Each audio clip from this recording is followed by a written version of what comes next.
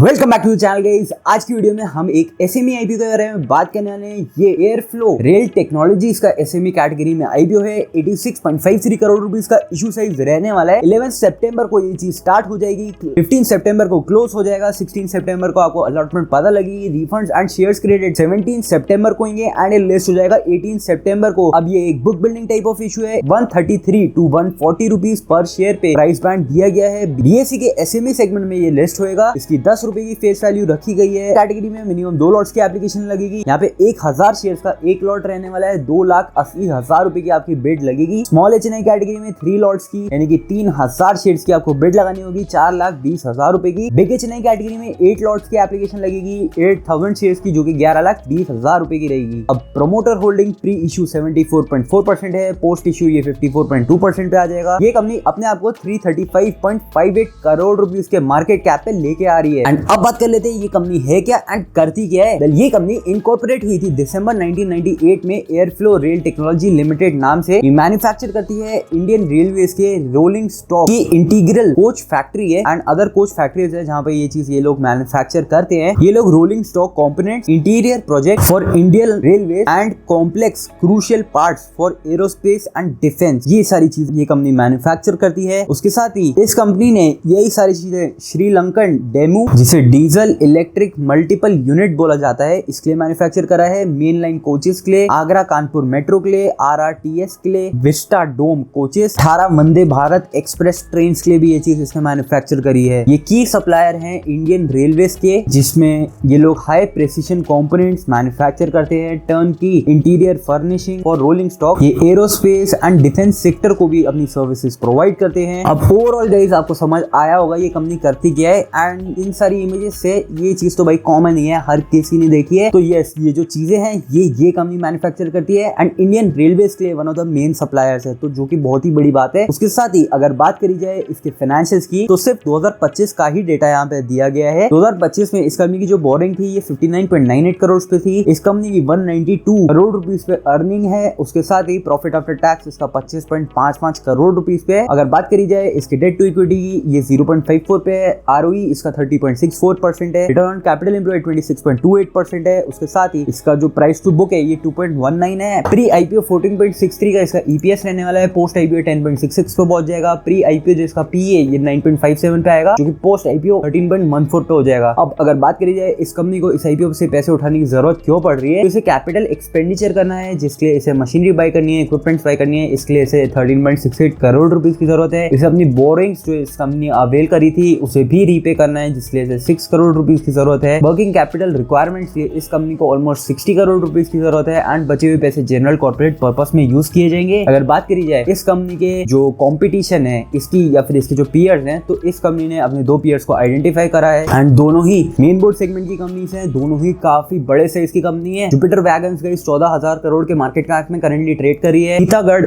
ये वाली company guys 12,400 crore के मार्केट कैप में करंटली ट्रेड कर रही है। दोनों ही कंपनीज की सेल्स ग्रोथ भी गिरी है, उसके साथ ही प्रॉफिट ग्रोथ भी दोनों ही कंपनीज की गिरी है एंड दोनों ही कंपनीज करंटली 5 के प्राइस टू बुक में ट्रेड कर रही हैं। आरओई एंड आरओसी के टर्म्स में भी देखा जाए तो एयरफ्लो रेल टेक्नोलॉजीज लिमिटेड के फाइनेंशियल्स काफी बेटर है इन दोनों ही कंपनीज के सामने। एंड अगर अर्निंग पर शेयर की भी बात करी जाए ना, तो जुपिटर वैगन्स के कंपैरिजन में इसका अर्निंग पर शेयर भी ज्यादा है। तो ओवरऑल देखा जाए तो airflow rail technologies financials wise काफी अच्छी तरीके से प्लेस्ड है। अब इसकी बात करी जाए करंटली मार्केट में डिमांड की, तो भाई ग्रे मार्केट प्रीमियम इस वाली कंपनी का जो चल रहा है ना, आप मानोगे नहीं 100% से भी ज्यादा इसका करंटली ग्रे मार्केट प्रीमियम चल रहा है, क्योंकि क्या बताता है कि भाई इसकी जो लिस्टिंग है वो मैक्सिमम गेन पे ही होने वाली है। अब ये एग्जैक्ट तो नहीं है, बट यस गाइस बहुत दिनों से इसका ग्रे मार्केट प्रीमियम स्टेबल है, ऊपर से बड़ा ही है। तो यस, ये हो सकता है कि हो ही जाए मैक्सिमम गेन पे। करंटली अगर आपको इसका अलॉटमेंट आ गया तो 1,66,000 तक का प्रॉफिट हो सकता है एक लॉट के ऊपर। बाकी यहाँ पे रेवेन्यू बाइफर्केशन भी दे रखा है कि रेलवे रोलिंग स्टॉक से इस कंपनी का 65% रेवेन्यू आया है 2025 में। Aeronautical, defence and other categories में जिसमें ये डील करती है उससे इस कंपनी का 35% रेवेन्यू आया है। लोकेशन वाइज रेवेन्यू बाइफर्केशन भी दिया हुआ है, जो कि अभी आपको डिस्प्ले हो रहा होगा। तो इसके हिसाब से आपको एक आइडिया आ सकता है कि कंपनी किस तरीके से किस सेगमेंट में ऑपरेट कर रही है। एंड अब बात करी जाए अगर इसके लीड मैनेजर की, तो GYR Capital Advisor Private Limited इस कंपनी का लीड मैनेजर है, जिसके बारे में मेरे को बोलने की बिल्कुल भी जरूरत नहीं है। इसका ट्रैक रिकॉर्ड सुपर है एंड डेफिनेटली भाई इसके लीड मैनेजर को देखते हुए इसके आईपीओ में अप्लाई करने का कॉन्फिडेंस आता है। इसके फाइनेंशियल इसके पीयर्स के सामने काफी ज्यादा अच्छे दिख रहे हैं। इसका जो लीड मैनेजर का ट्रैक रिकॉर्ड है वो सुपर्ब है। उसके साथ ही करेंटली मार्केट में डिमांड काफी अच्छी बनी हुई है एंड जो आईपीओ का ऑब्जेक्टिव है वो भी काफी अच्छा है। ये कंपनी कैपेक्स कर रही है, अपना डेट रीपे करना चाह रही है एंड वर्किंग कैपिटल रिक्वायरमेंट्स से पैसा उठा रही है। तो ये सारे ही चीजें इसके तरफ फेवर में है। जब मैं वीडियो बना रहा हूँ तो आज 14 है, ये आईपीओ 2 दिन से ओपन है एंड सब्सक्रिप्शन के फिगर्स की वाइज बात करी जाए ना तो 97 टाइम्स से भी ज्यादा ओवर सब्सक्राइब हो चुका है रिटेल कैटेगरी या फिर इंडिविजुअल कैटेगरी में। एचएनआई कैटेगरी में 76.4 टाइम्स से भी ज्यादा ओवर सब्सक्राइब हो चुका है। QIBs के नंबर अभी कुछ अच्छे नहीं आए हैं तो वो